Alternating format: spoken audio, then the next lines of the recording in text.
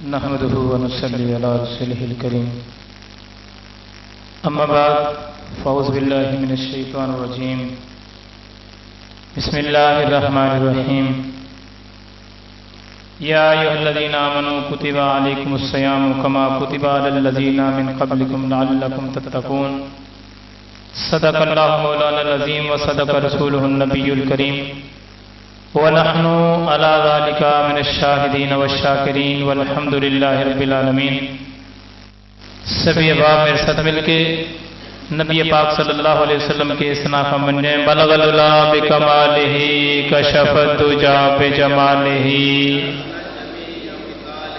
صلو علیہ وآلہ بلغ العلا بکمالہ کشف الدجا بجمالہ حسنت جمیع خصالہ بلغ العلا بکمالہ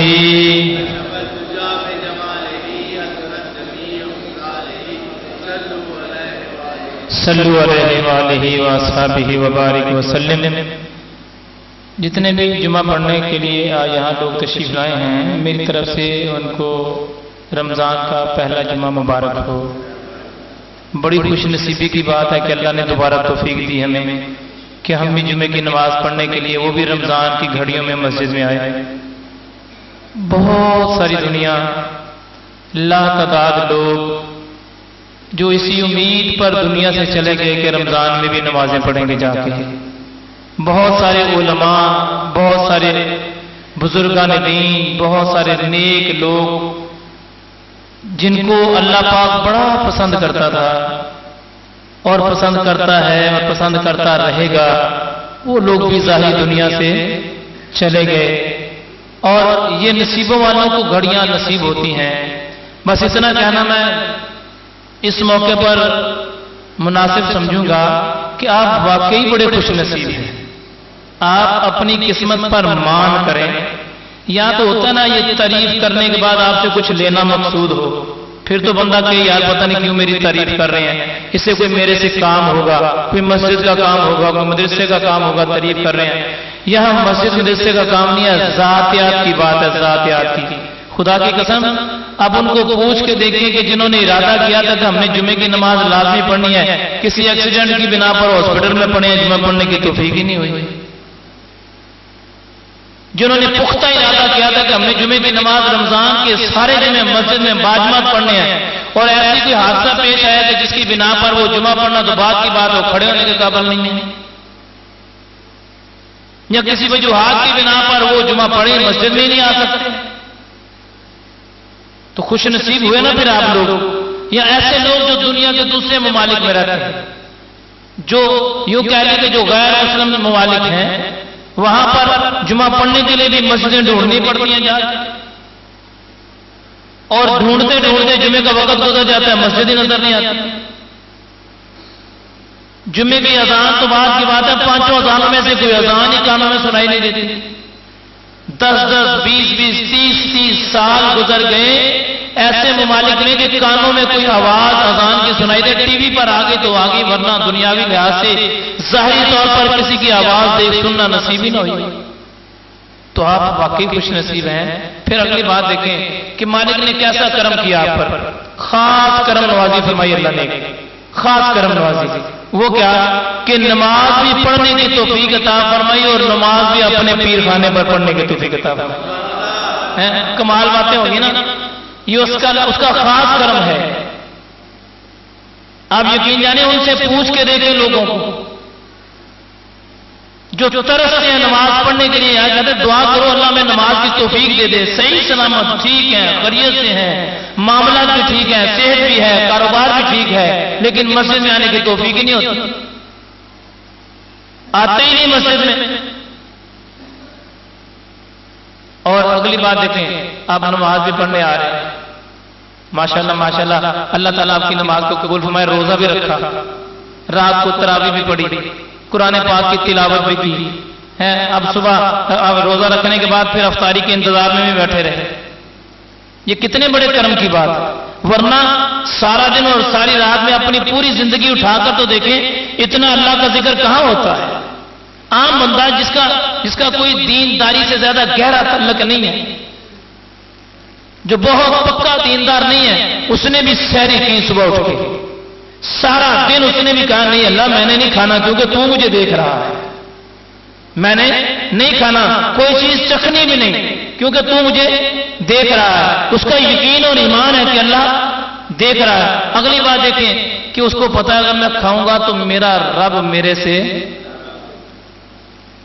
کھانا سامنے، پینا سامنے، ہر چیز دنیا کے سامنے ہے، لیکن اس کو پتا ہے کہ اگر میں کھاؤں گا تو میرا رب میرے سے ناراض ہو جائے گا۔ یہ کیسی کمال بات ہے، اللہ نے کیسا کمال ایمان دیا ہے کہ جس سے بندہ کہتا ہے نہیں اب میں نے نہیں کھانا کیونکہ میرا اللہ میرے سے ناراض ہو جائے گا، پھر سارا دن روزہ رکھتا ہے، رات کو پھر تراویح پڑھنے کے لیے چلا جاتا ہے، 2 گھنٹے کھڑے ہو کے تراویح پڑھتا ہے۔ اچھا تراویح پڑھنے کے بعد ابھی صحیح طریقے سے اس کی نیند پوری نہیں ہوتی، صبح سحری میں پھر اٹھ جاتا ہے۔ کیا انعامات نہیں ہے یہ؟ کیا اللہ کا خاص کرم نہیں ہے؟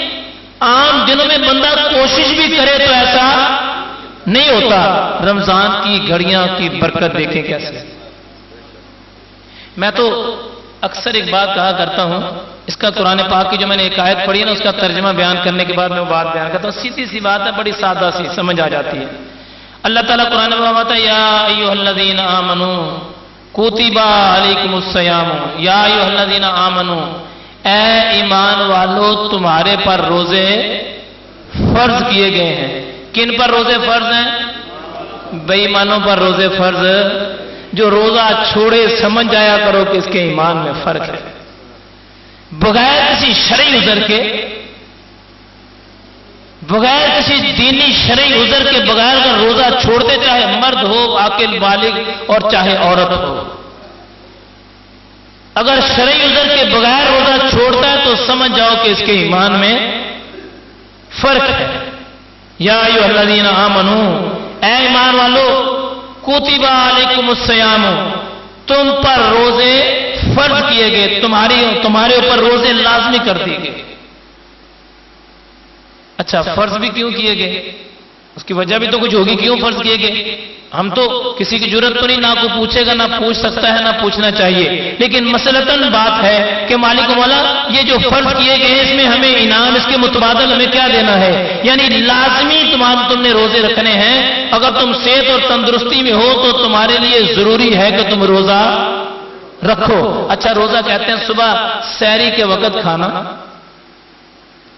اور اس کے بعد سارا دن کچھ نہ کھانا، نہ کچھ پینا، نہ کچھ کھانا، اور سارا دن اللہ کی یاد میں رہنا، آنکھوں کے گناہ سے بھی بچنا، زبان کے گناہ سے بھی بچنا، کانوں کے گناہ سے بھی بچنا، ہاتھوں کے گناہ سے بھی بچنا، پیروں کے گناہ سے بھی بچنا، یعنی سارے جسم کے تمام تر اعضاء ان کو برائی سے بچا کے رکھنا، پھر نہ کچھ کھانا پینا، اس کا نام روزہ ہے۔ نیت بھی کرنا کہ اللہ تیری رضا کے لیے روزہ رکھ رہا ہوں۔ پھر یہاں پر حدیث پاک آتی ہے، میرے اور آپ کے آقا صلی اللہ علیہ وسلم فرماتے ہیں جو اس نیت سے روزہ رکھے کہ اللہ تو راضی ہو جا، اللہ پاک اس کے سابقہ سارے گناہوں کی بخشش فرما ڈالتا ہے کہ اللہ تو راضی ہو جا۔ روزہ اس نیت سے رکھے کہ خالق ذوالجلال تو راضی ہو جا، اللہ پاک اس کے سارے گناہوں کی بخشش فرما دیتا ہے۔ اور یہاں رمضان کا روزہ رکھنا، دیکھیں ایک لفظ ہے چھوٹا سا، جھوٹ بولنا، جھوٹ۔ روزہ بھی رکھے اور جھوٹ بھی بولے، ایسے روزے کا مزہ نہیں ہے۔ حالانکہ بات دو لفظوں میں بات ہے جھوٹ، لیکن جھوٹ گناہوں کی ماں ہے، عیبوں کی ماں ہے جھوٹ۔ اور رمضان شریف کے اندر ایک بات یاد رکھیں، کعبہ، خانہ کعبہ جو جاتا ہے نا، اللہ تعالیٰ سب کو دیکھنا نصیب کرے، سبھی لوگ کعبۃ اللہ کی زیارت کریں، کعبہ کے طواف کرنا اللہ نصیب کرے، میرے آقا صلی اللہ علیہ وسلم کے روضے اطہر کی اللہ حاضری نصیب کرے۔ یہ دعا کیا کریں اللہ کعبے میں جانے کی توفیق دے، لیکن ادب کے ساتھ، ادب کے بغیر جانے کا فائدہ نہیں ہے۔ اچھا بہرحال یہ ایک علیحدہ ایشو ہے۔ تو کعبہ یا جب کوئی بندہ خانہ کعبہ جاتا ہے نا تو بزرگوں سے سنا ہے کہ کعبے میں جا کے جو بندہ جیسی اپنی نیت کر لیتا ہے، یوں کہہ لیں جیسی اپنی عادت بنا لیتا ہے، اگر وہاں جا کے سخی ہو جاتا ہے تو دوبارہ کعبہ جانے تک وہ سخی رہتا ہے۔ چاہے وہ 10 سال بعد جائے، 20 سال بعد جائے، 30 سال بعد جائے، وہ سخی رہتا ہے۔ اگر کعبے میں جا کے وہ لوگوں کو معاف کرنے والا ہوتا ہے تو پھر وہ درگزر کرتا ہی رہتا ہے۔ یعنی کعبے میں جیسی عادت بنا لو ویسی عادت بنی رہتی ہے جب تک دوبارہ کعبہ نہ جاؤ، بزرگوں سے ہم نے سنا ہے۔ اچھا، کعبے کے پاس جائیں تو عطا کرتا ہے۔ رمضان ایسا برکت والا مہینہ ہے، رمضان گھر آ کے عطا کرتا ہے۔ اچھا، کعبے میں جا کے جو عادت بنا لیں گے آپ کی عادت پکی ہو جائے گی، اور رمضان کی بابرکت گھڑیوں میں بھی جیسی عادت بنا لیں گے ویسی عادت اگلے سال تک بنی رہے گی۔ یہ عادت بنا لیں کہ ہم نے جھوٹ نہیں بولنا رمضان کی بابرکت گھڑیوں میں۔ آپ بھی سوچیں گے قرآن کی آیت تو کچھ اور سنائی ہے اور یہ جھوٹ کی طرف چلے گئے ہیں۔ میرے بھائی، اللہ فرماتا ہے تمہارے اوپر روزہ فرض کیا گیا ہے، وہ جھوٹ بول کے روزہ رکھنا، اس روزے کا کیا فائدہ ہوگا؟ جھوٹی قسمیں کھا کے روزے کی حالت میں سودا بیچنا، اس کا کیا فائدہ ہوگا؟ ابھی دیکھیں، آپ پھل لینے کے لیے چلے جائیں یا افطاری کا سامان لینے کے لیے چلے جائیں، آگے عید آ رہی ہے، عید کا سامان لینے کے لیے چلے جائیں، روزہ رکھنے جو خریدنے والا اس نے بھی روزہ رکھا، بیچنے والے نے بھی روزہ رکھا، دونوں نے روزہ رکھا ہوا ہے۔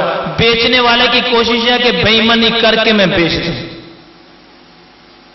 اور خریدنے والے کی سوچ ہے کہ کسی طریقے سے پیسے کم دے کے میں خرید کے لے آؤں۔ سب کی بات نہیں کر رہا، جس کے نیت میں بے ایمانی صرف اس کی بات کر رہا ہوں۔ اچھا، بیچنا بھی سودا جھوٹ بول کے تو کیا فائدہ اس روزے کا؟ اللہ تو قرآن میں فرماتا ہے تمہارے اوپر روزے فرض کیے، لازمی کیے ہیں، تم نے روزہ رکھنا ہے۔